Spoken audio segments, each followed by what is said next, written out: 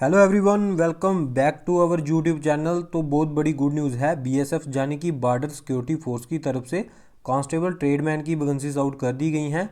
Number of vacancies 3588 देखने को मिलेगी एंड इसके लिए ऑल ओवर इंडिया के मेल फीमेल कैंडिडेट अप्लाई कर सकते हैं। लेकिन मैं आपको बता दूं कि ये स्टेट वाइज वैकेंसी रहने वाली है। जैसे जम्मू कश्मीर स्टेट है तो जम्मू कश्मीर में ट्रेड वाइज अलग अलग वैकेंसीज दी हैं, जिसका कट ऑफ जम्मू कश्मीर का अलग जाएगा। जैसे पंजाब स्टेट होगी तो पंजाब स्टेट का कट ऑफ अलग जाएगा। आप जम्मू एंड कश्मीर की वैकेंसीज के लिए ही अप्लाई कर सकते हो, आपका कट ऑफ अलग जाएगा। और इन वैकेंसीज के लिए बहुत ही कम कट ऑफ जाता है। जैसे अगर जम्मू कश्मीर की अलग से वैकेंसीज होंगी तो इसका कट ऑफ बिल्कुल कम जाता है। और एक गुड न्यूज़ आपके लिए रहने वाली है कि इन वैकेंसीज के लिए सबसे पहले आपकी रनिंग होगी। तो जो कैंडिडेट रनिंग पास करेंगे उसके बाद उनका रिटर्न एग्ज़ाम कंडक्ट किया जाएगा। तो कंपटीशन आपका लो रहने वाला है क्योंकि बहुत सारे कैंडिडेट रनिंग में ही फेल हो जाएंगे। क्वालिफिकेशन की बात करें तो अगर आप 10th पास हो तो कुछ वैकेंसीज के लिए आप अप्लाई कर सकते हो। अगर आपने ITI की है तब भी आप कुछ वैकेंसीज के लिए अप्लाई कर सकते हो। अगर आपने NSQF का कोर्स किया है तो आप वैकेंसीज के लिए अप्लाई कर सकते हो। और आपकी रनिंग कहाँ पर कंडक्ट होगी? जैसे जम्मू के जितने भी कैंडिडेट हैं उनकी रनिंग होगी BSF कैंप पलोड़ा में, और श्रीनगर डिवीज़न के जितने भी कैंडिडेट होंगे उनकी रनिंग होगी BSF कैंप बुड़गाम में। तो ये आपके लिए बहुत ही अच्छी गुड न्यूज़ है कि सबसे पहले इन वैकेंसीज़ के लिए आपकी रनिंग होगी। रनिंग भी आपको जम्मू में देखने को मिल जाएगी सेंटर, एंड आपको श्रीनगर में देखने को मिल जाएगा। और कट ऑफ इन वैकेंसीज़ के लिए बिल्कुल लो रहता है। पहले भी जो वैकेंसी निकली थी तो उनका भी कट ऑफ बिल्कुल लो गया था, क्योंकि ये स्टेट वाइज वैकेंसी रहती हैं तो कट ऑफ इनका कम ही जाता है। और इसमें आपको पेंटर की वैकेंसीज देखने को मिलेंगी, उसके बाद इलेक्ट्रीशियन की वैकेंसीज देखने को मिलेंगी, प्लम्बर की वैकेंसीज देखने को मिलेंगी, वेटर की वैकेंसीज देखने को मिलेंगी, वाशरमैन की वैकेंसीज देखने को मिलेगी, बार्बर, स्वीपर, उसके बाद कारपेंटर की वैकेंसीज देखने को मिलेगी, कोबलर की वैकेंसी देखने को मिलेगी, टेलर, कुक, वाटर कैरियर। तो बहुत सारी और भी वैकेंसीज हैं। मैं आपको नोटिफिकेशन में एक एक करके सभी वैकेंसीज के बारे में बताऊंगा। क्या आपकी क्वालिफिकेशन चाहिए उनके लिए, तो मैं आपके सारे डाउट क्लियर करने वाला हूं। कौन सी पोस्ट के लिए आप अप्लाई कर सकते हो, कौन सी पोस्ट के लिए आप अप्लाई नहीं कर सकते हो।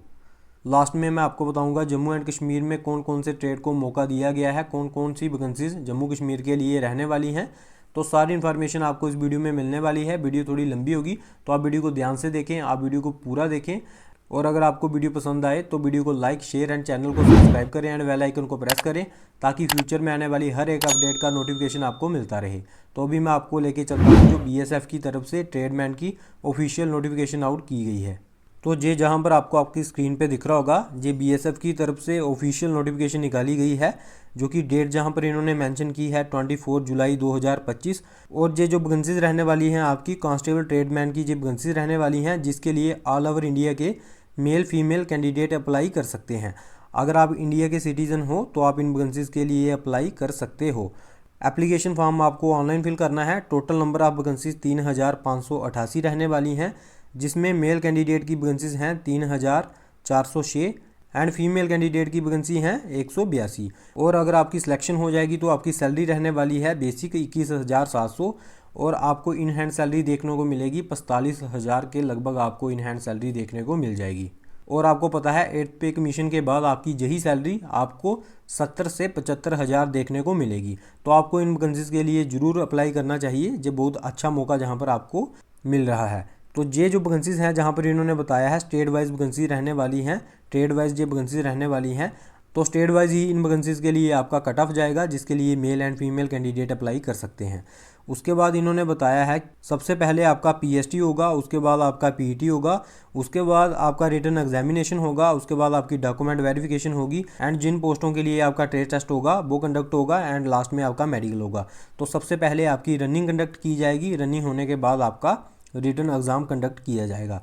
एंड मैं आपको क्लियर कर दूं, आप एक ही ट्रेड के लिए अप्लाई कर सकते हो। जहां पर इन्होंने मेंशन किया है आप सिर्फ एक ट्रेड के लिए अप्लाई कर सकते हो। ये नहीं है कि आप अलग अलग पोस्ट के लिए अप्लाई कर सकते हो। आपको कोई एक ट्रेड चूज़ करना है, आप उसी के लिए ही अप्लाई कर सकते हो। और ये वैकेंसी स्टेट वाइज रहने वाली हैं। आपका जिस स्टेट का भी डोमिसाइल सर्टिफिकेट है आप उसी स्टेट के लिए अप्लाई कर सकते हो, नज़र आप किसी भी स्टेट के लिए अप्लाई नहीं कर सकते हो। नेक्स्ट जहाँ पर इन्होंने बताया है, बात करेंगे हम, आपने ऑनलाइन ही फॉर्म अप्लाई करना है। जो आपका फॉर्म फिल करने की डेट रहने वाली है वो रहने वाली है 25/07/2025 से आप अपना ऑनलाइन फॉर्म फिल कर सकते हो। जो लास्ट डेट रहने वाली है आपके ऑनलाइन फॉर्म फिल करने की वो रहने वाली है 23/08/2025। और ये इनकी ऑफिशियल वेबसाइट है जहाँ से आप अपना ऑनलाइन एप्लीकेशन फॉर्म फिल कर सकते हो। उसके बाद हम बात करेंगे, जैसे आपने फॉर्म फिल किया ऑनलाइन तो आपने कोई भी अगर मिस्टेक कर दी है तो आपको करेक्शन के लिए भी टाइम दिया जाएगा। अगर आप फॉर्म फिल करते टाइम कोई भी मिस्टेक कर देते हो तो 3 दिन के लिए आपको करेक्शन का टाइम दिया जाएगा। 24 अगस्त 2025 से लेके 26 अगस्त 2025 तक आपको एप्लीकेशन करेक्शन करने का टाइम भी दिया जाएगा। उसके बाद हम बात करेंगे एप्लीकेशन फ़ीस की आपकी। तो जो कैंडिडेट जनरल कैटेगरी से हैं, EWS OBC कैटेगरी से हैं तो उनको 150 रुपीज़ एप्लीकेशन फ़ीस पेमेंट करनी है। एंड जो कैंडिडेट हैं SC कैटेगरी से हैं, उसके बाद ST कैटेगरी से हैं या एक्स सर्विस मैन हैं कैंडिडेट एंड वुमेन कैंडिडेट हैं, इनको फ़ीस पेमेंट नहीं करनी है। इनको सिर्फ एप्लीकेशन फॉर्म फिल करना है, इनको फ़ीस पेमेंट नहीं करनी है। नेक्स्ट हम बात करेंगे आपकी एलिजिबिलिटी क्राइटेरिया। तो जनरल कैटेगरी के जो कैंडिडेट हैं उनकी एज रहने वाली है 18 से लेके अगर 25 साल तक आपकी एज है तो आप इन वैकेंसीज़ के लिए अप्लाई कर सकते हो। एज रिलैक्सेशन दी जाएगी, SC ST को 5 साल की एज रिलैक्सेशन दी जाएगी और OBC को 3 साल की एज रिलैक्सेशन दी जाएगी।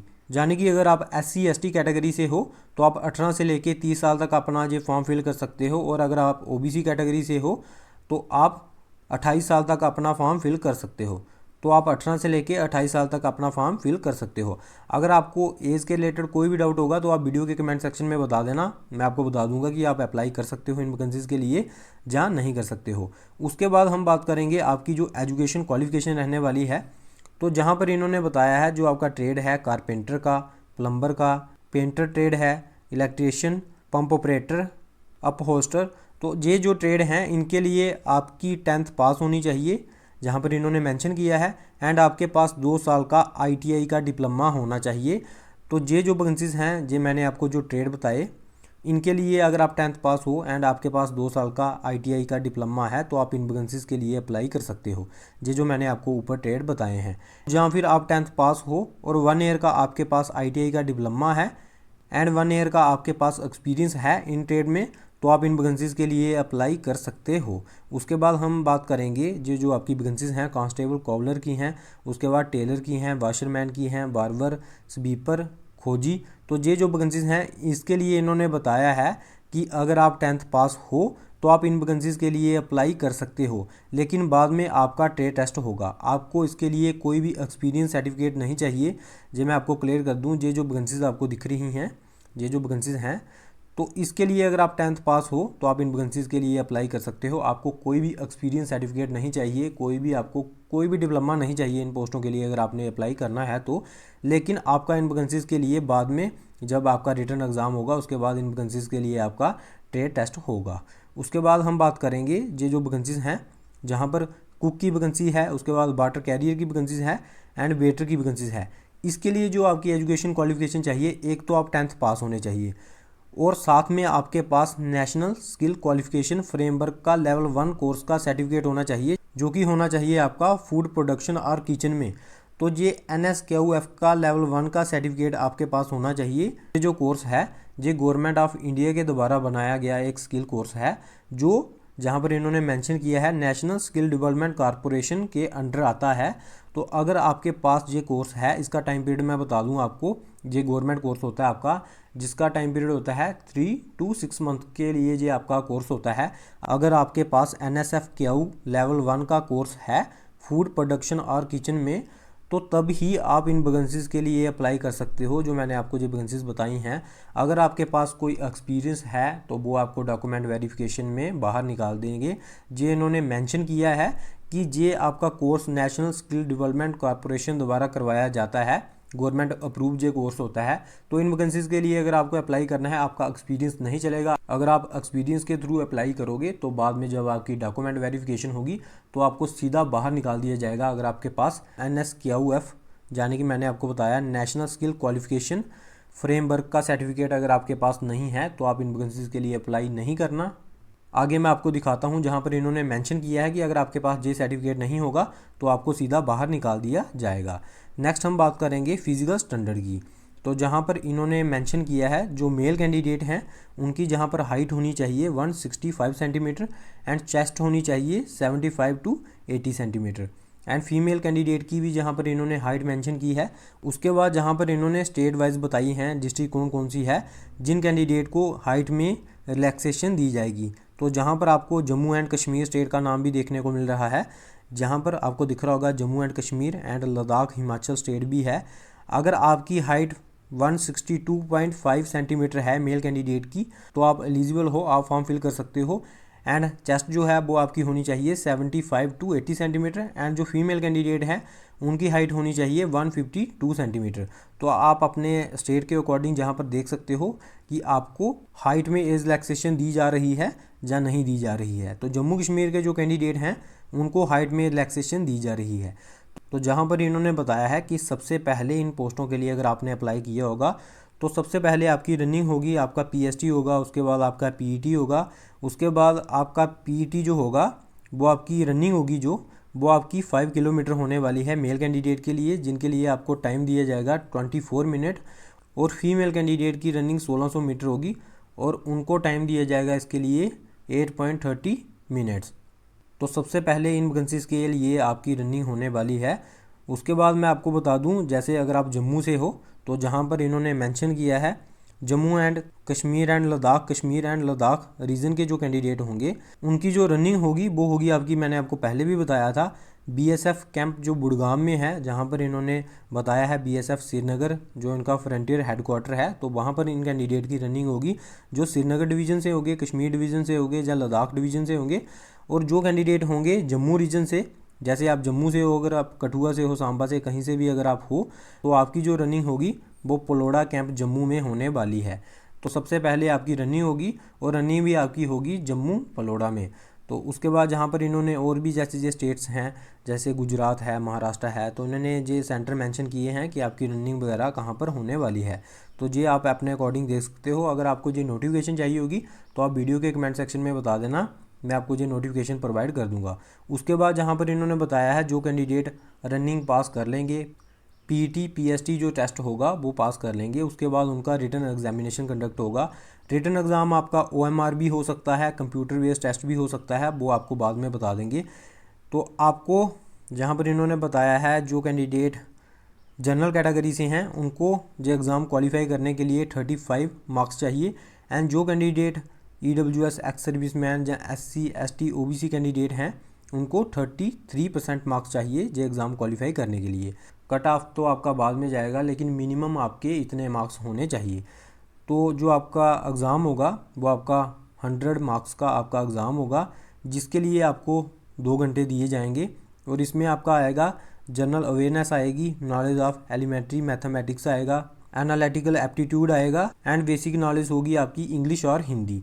इंग्लिश और हिंदी में और है, यानी कि जो 25 मार्क्स होंगे उसमें आप इंग्लिश भी सिलेक्ट कर सकते हो, अगर आपको हिंदी आती है तो आप हिंदी सेलेक्ट कर सकते हो। तो ये सभी सब्जेक्ट 25 मार्क्स के होने वाले हैं एंड इनके लिए मार्क्स भी आपके 25 ही होने वाले हैं।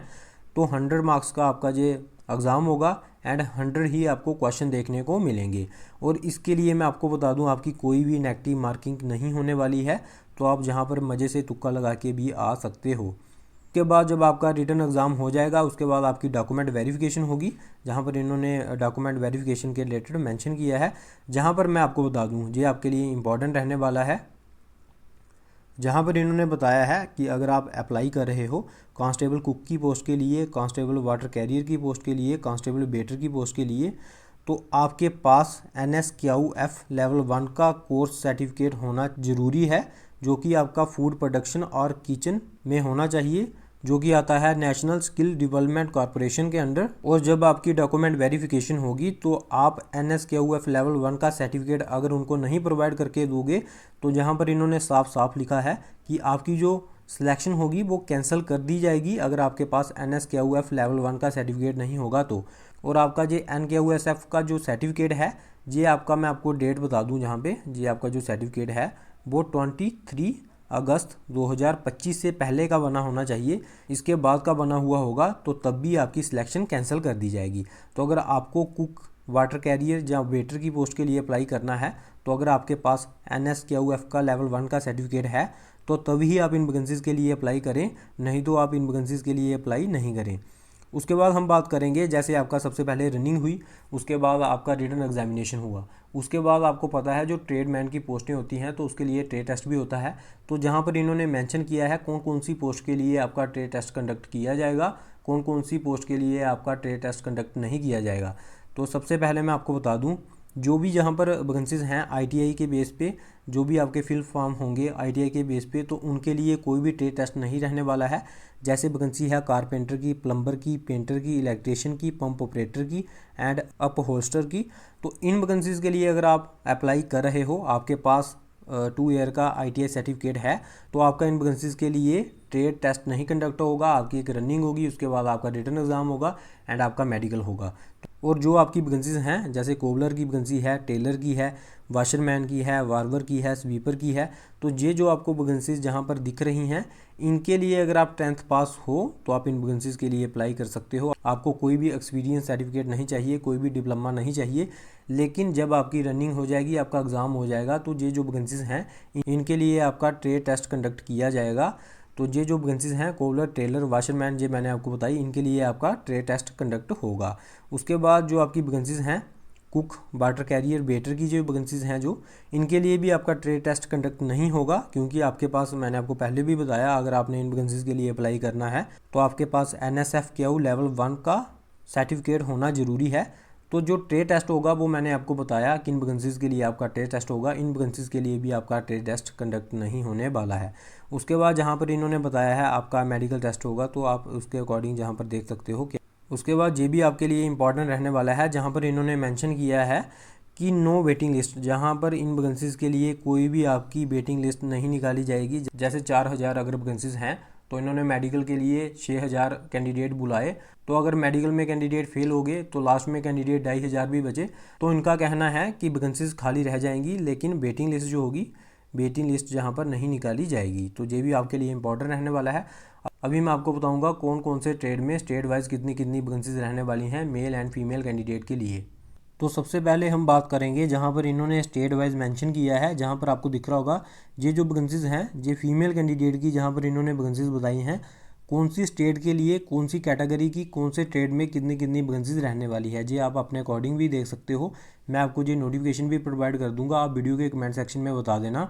तो सबसे पहले जहाँ पर बार्बर की वैकेंसीज हैं, टोटल नंबर ऑफ वैकेंसी 6 रहने वाली हैं, लेकिन आपको जहाँ पर जम्मू एंड कश्मीर के लिए कोई भी बार्बर की वैकेंसीज नहीं देखने को मिल रही हैं फीमेल कैंडिडेट के लिए। तो जहाँ पर जम्मू कश्मीर के लिए कोई भी वैकेंसी नहीं है बार्बर के ट्रेड के लिए फीमेल कैंडिडेट के लिए। उसके बाद जहाँ पर जो स्वीपर की वैकेंसीज हैं, तो जम्मू कश्मीर में आपको स्वीपर की वैकेंसीज भी नहीं देखने को मिल रही हैं फीमेल कैंडिडेट के लिए।